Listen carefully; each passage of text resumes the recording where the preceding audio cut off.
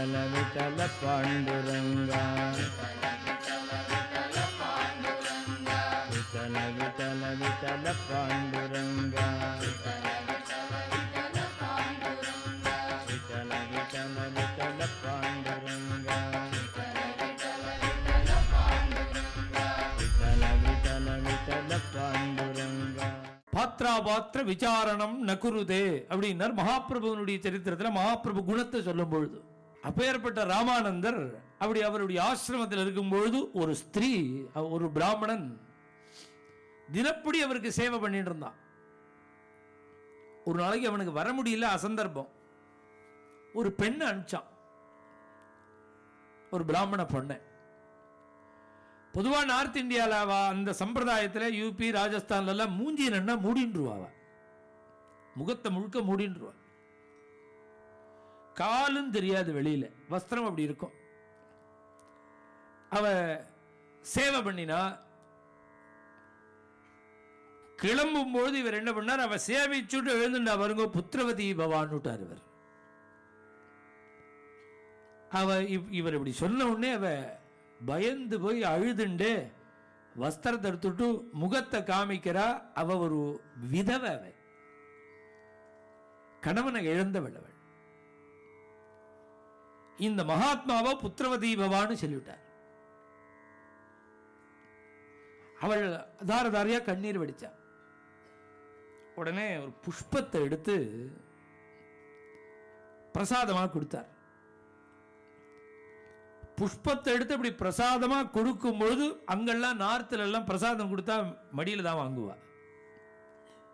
ஸ்திரீகள் புடவை தலைப்பில் தான் வாங்குவோம். இன்றைக்கும் பண்டரிபுரம் போய் பாண்டுரங்கனை சேவிச்சுட்டு அவள் கொடுக்குற பிரசாதத்தை புடவையில் தான் வாங்கணும். அப்படி இந்த தலைப்பை நீட்டினா அந்த அம்மா அந்த புஷ்பத்தை வாங்க, புஷ்பத்தை போட்டார். அந்த துணியில விழும்பொழுது பார்த்தா குழந்தையா இருக்குது. புஷ்பந்தான் போட்டார், அது குழந்தையா இருக்கு. இது இப்படிலாம் ஆகுமா எல்லாம் கேட்கறது எல்லாம் உண்மையா ஸ்ரத்தை இல்லாதவாளுக்கு தான் இந்த எண்ணமே தோணும், பக்தி இல்லாதவாளுக்கு தான் தோணும். ஏன்னா மகாத்மாக்களால என்ன பண்ண முடியாது, என்ன பண்ண முடியாது ஞானிகளால மகாத்மாக்களால.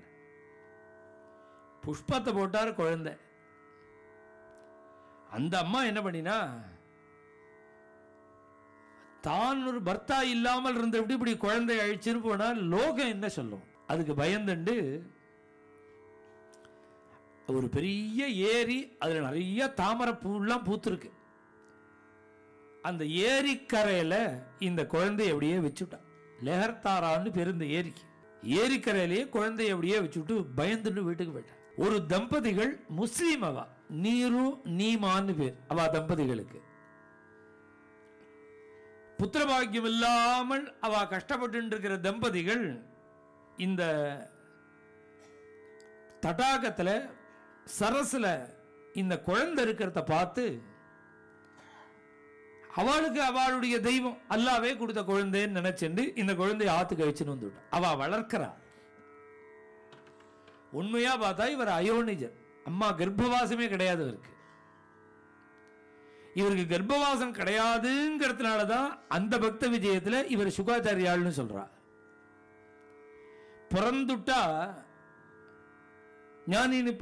ஞானிகள் திருப்பி பிறந்தா கர்ப்பவாசத்தில் இருந்தான்னு அந்த பந்தத்தில் ஏற்படுத்த விரும்பாமல் அயோனிஜர்னு காமிக்கிறார் மகா அந்த பக்த விஜயத்தில். கர்ப்ப சம்பந்தம் இல்லாதவர், கர்ப்பவாசம் பண்ணாதவர் அவரே. நாமதேவரே அப்படித்தானே, நாமதேவரும் அம்மா வயதில் கர்ப்பவாசத்தில் இருந்தவர் இல்லையே. ராமாவதாரமே அப்படித்தானே, கிருஷ்ணாவதாரமே அப்படித்தானே. இதெல்லாம் தத்துவம்னு பார்த்தா அப்படி பக்தாள்லாம் அப்படி சொன்னா ஒத்துப்பாளா? மண்ணு புகழ் கோசலைதல் மணிவயிறு வாய்த்தவனே,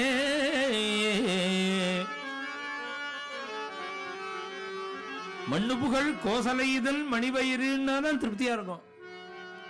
இல்ல இல்ல கௌசல்ய ஒரு காரணமா வச்சுன்னு பகவான் தாசாம் ஆவிர்பூச்சௌரிகின்ற மாதிரி ஆவிர்பவிச்சான்னா அந்த ராமாயணமே நன்னா இருக்காது.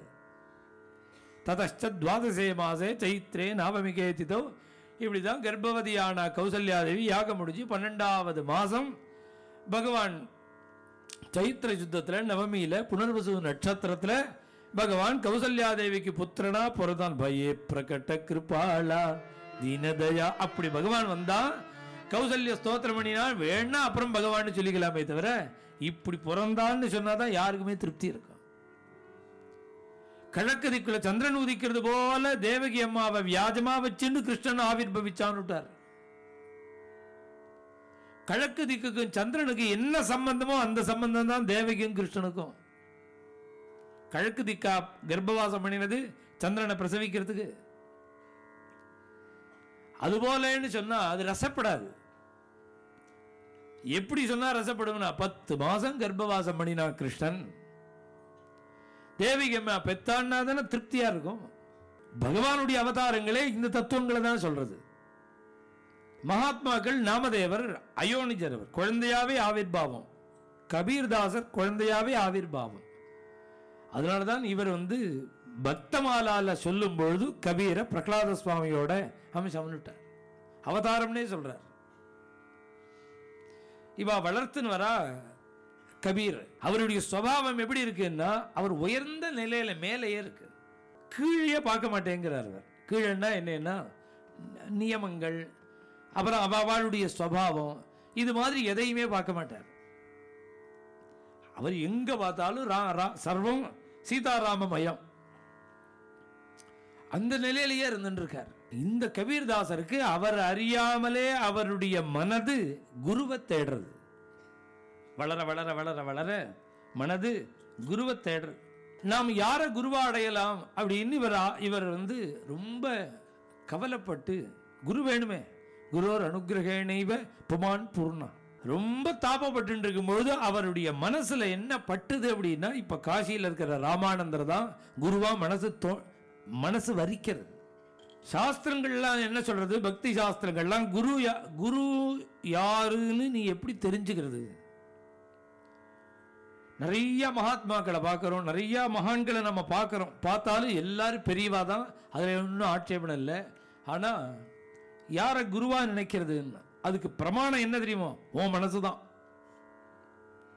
அவா இல்லை. யாரை எப்பொழுதும் உன் மனசு நினைச்சுட்டே இருக்கோ அவதான் குருன்னுட்டார்.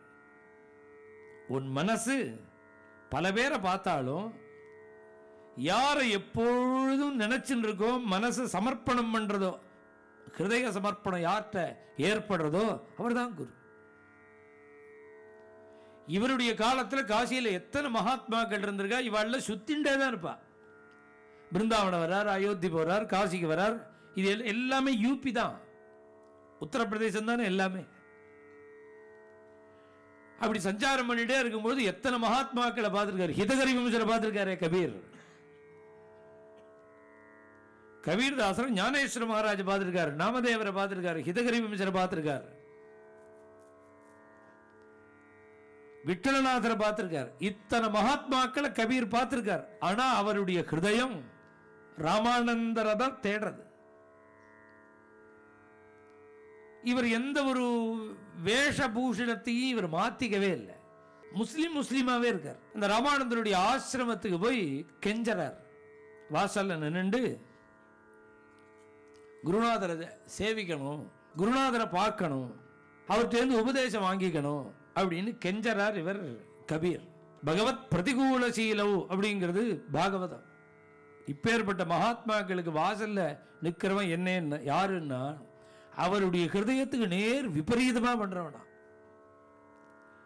ஹிருதயம் புரிஞ்சுக்காம இருக்கிறது கூட பரவாயில்ல, விபரீதமா பண்றதுங்கிறது பகவத் பிரதிகூல சீலம். இது மாதிரி யார் வந்தாலும் அரவணைச்சுக்கிறதுக்கு இவர் தயாரா இருக்கார். இவர் ஹிருதயம் தெரியாமல் இருக்கிற அவருடைய சிஷ்யால உள்ள வரக்கூடாதுன்னு விரட்டுற. நீ மிளேச்சன்கிற, நான் மிளேச்சன்னு தெரியாமலா இங்க வந்தேங்கிறார் இவர். எனக்கு என்ன பத்தி தெரியாமலா நான் வந்தேன்? யார் குடிச்சாலும் தாகத்தை நிவர்த்தி பண்றதுதான் தீர்த்தத்தோட தன்மை. யார் சாப்பிட்டாலும் தாகத்தை நிவர்த்தி பண்ணும். அதுபோல குருநாதர் எல்லாருக்கும் ஒரே சமமா தான் கிருபை பண்றவர். வனேவா ஹர்மியேவான்னர் ஆதிசங்கர பகவத் பாதாச்சாரியா. காடோ நகரமோ யாரும் இல்லாத இடமோ ஜனங்கள் கூட இருக்கிற இடமோ அந்த இடங்களெல்லாம் பார்த்து இங்கே நம்ம பிரகாசத்தை கொடுப்போம், அங்கே யாருமே இல்லை, அங்கே தேவையில்லை, இங்கே பள்ளம் இங்கே மேடு அப்படின்னு பார்த்தா சந்திரன் பிரகாசத்தை கொடுக்குறான். அதுபோல குரு எப்படின்னா இவன் நல்லவன் கெட்டவன் மேடு உயர்ந்தவன் தாழ்ந்தவன் இந்த பேதம் கிடையாது அவருக்கு. நான் முஸ்லீம்னு எனக்கும் தெரியும், இவர் பிராமண சன்னியாசின்னு தெரியும், நியமமா இருக்கிற சன்னியாசின்னு தெரியும். व्याधकोन आचार किया था. குருநாதருடைய ஹரியபின்னோ குருஹு. குரு யாரு அப்படின்னா ஹரிதான் குரு, குருதான் ஹரி. ஏன் இப்படி சொல்றாருன்னா பகவான் உபாசனை பண்ணி பண்ணி பண்ணி பண்ணி அந்த கல்யாண குணங்கள்லாம் குருநாதருக்கு வந்துடுறது. யாரை உபாசிக்கிறோமோ அந்த குணங்கள்லாம் வந்துடும். கிருஷ்ண உபாசனை பண்ணினா அந்த சௌலபியம் வந்துடும். ராமரை உபாசனை பண்ணினா காம்பீரியம் வந்துடும். சத்தியசந்தனா இருப்பான், நியமத்தோட இருப்பான், தார்மிகனா இருப்பான். நரசிம்மமூர்த்தியை உபாசனை பண்ணினா சத்த கோபம் வரும். வாமனமூர்த்தியை உபாசனை பண்ணினா கொஞ்சம் இடக்கு முடக்கா பேசிட்டே இருப்பான், கபடம் இருக்கும். எந்தெந்த மூர்த்தி நாம் உபாசிக்கிறோமோ அந்தந்த மூர்த்தி என்னென்ன காரியங்கள் நாம் பண்ணாரோ அது நம்மளை தாக்கும், அது நம்ம கிட்ட வந்துடும். என் குருநாதர் எப்பேற்பட்ட பிரபு, ராமருடைய சரணத்தை ஆசிரியிச்சவர். நான் லேச்சன்னு எனக்கு தெரியாமலா வந்திருக்கேன். என் குருநாதர் எந்த பிரபுவை ஆசிரியிச்சாரோ அந்த குணம், அந்த பிரபுவோட குணம் என் குருநாதருக்கு இருக்காதா? வியாதக்கோன் ஆச்சாரிக்கியாத்தா. அன்புள்ள குகனோடு ஐவரானோன்னு கட்டிண்டாரே, அன்புள்ள குகனோடு ஐவரானோ. குகன் தேனையும் மீனையும் வைக்கிறான் சுவாமிகிட்ட சாப்பிட்றதுக்கு. சி அப்படின்னு சொல்லல, மூக்க பொத்திக்கல. நமக்கா இருந்தா கொஞ்சம் கோபம் கூட வரும். சுவாமி என்ன பண்ணார்? பதார்த்தத்தை பார்க்கல, ஹிருதயத்தை தான் பார்க்கிறார். அவனுடைய ஹிருதயத்தை பார்த்தார். கொடுக்கணுங்கிற ஆசை, சாப்பிடுமா சாப்பிட மாட்டோமான்னு அவனுக்கு தெரியாது. உடனே என்ன பண்ணினார் சுவாமி? இவன் ஆசையா வச்சிருக்கானேன்னு சாப்பிட்டுட முடியுமா? சாப்பிடாம இருந்தா அவனு வருத்தப்படுவான். சாப்பிட்டா என்ன சந்தோஷமோ அதை விட பல மடங்கு சந்தோஷம் வரத்த பண்ணிவிட்டார் இவர். நீ இவ்வளவு பிரேமையா வச்சிருக்கிய குகா, உன்னோட பிரேமையை பார்க்கும்போது எனக்கு வயறு ரொம்ப எடுத்துருவான்னுட்டார் அவர். வயறு ஃபுல் ஆயிடுச்சு.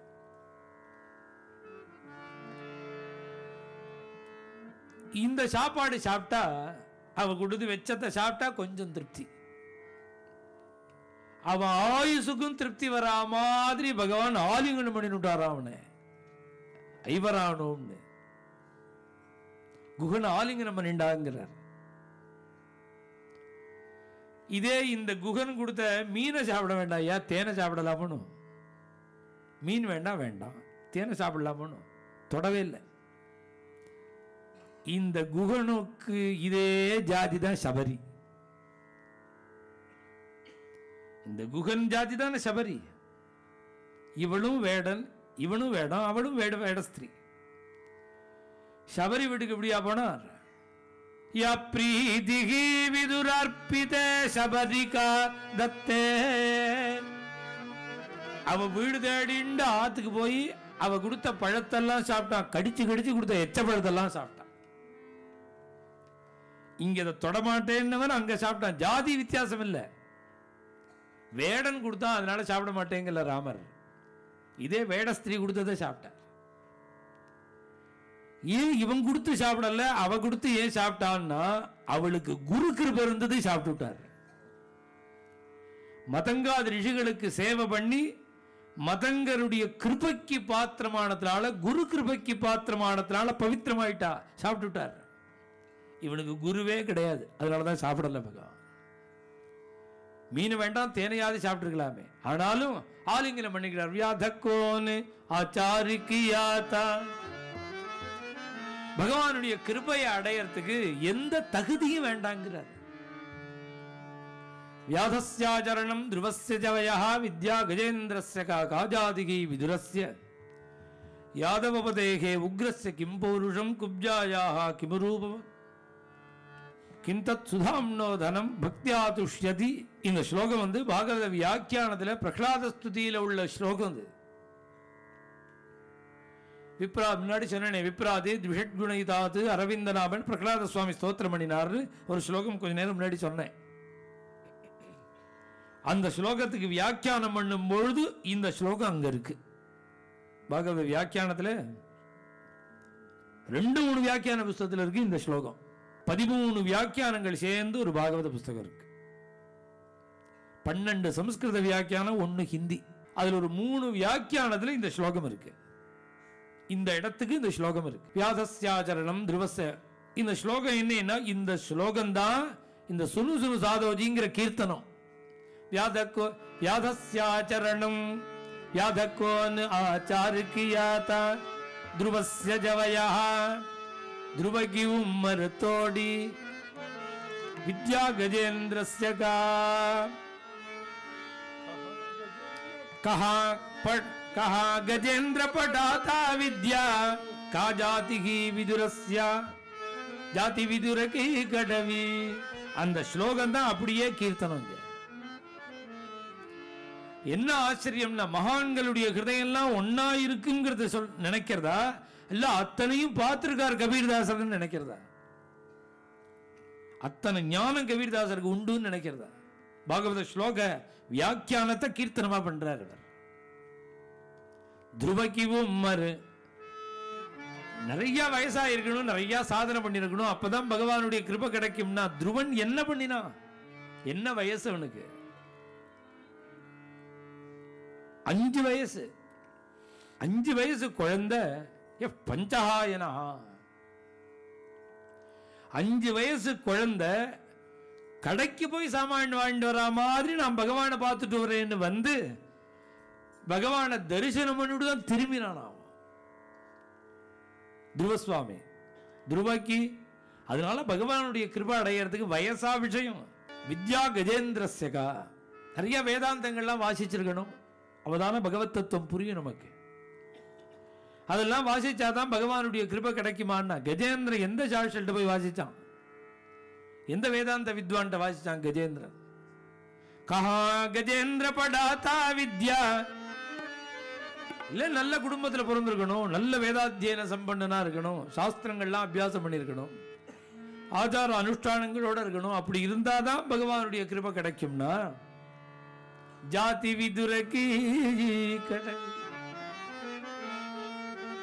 பீஷ்மத்ரோணாவதி. பீஷ்மத்ரோணருடைய வீட்டெல்லாம் விட்டுவிட்டு